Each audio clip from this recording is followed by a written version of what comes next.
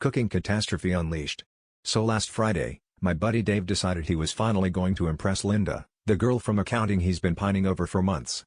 He claimed he'd been watching a ton of cooking shows and was ready to unleash his inner Gordon Ramsay, which, in Dave's case, means he now yells at his microwave when the popcorn burns. Still, he invited us over for moral support, just in case he needed backup or, a witness for his culinary triumph. Things started off pretty normally. Dave was bustling around the kitchen, tossing ingredients into bowls and reading the chicken packaging like it was ancient scripture. The only mildly strange thing was the way he insisted on using artisan Himalayan salt that he'd clearly just poured into a mason jar from a Morton's canister. I figured the worst that could happen was a slightly overcooked meal and a bruised ego, but then he set off the smoke alarm by preheating the oven with a potholder still inside. Classic Dave. We managed to air out the kitchen, but that's when things really got weird. As dinner was finally served, Linda cut into her chicken and the inside was basically a scene from Frozen. Dave, ever the optimist, tried to pass it off as Scandinavian-style rare chicken, but Linda was not about to get salmonella for the sake of romance.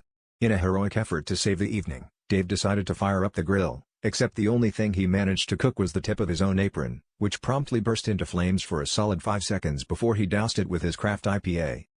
At the end of the night, Linda politely declined dessert and Ubered home, probably reconsidering her standards for good with his hands. Dave slumped onto the couch and sighed, well, at least something got roasted tonight. And that, ladies and gentlemen, is how Dave discovered the only thing he can successfully grill is his own ego.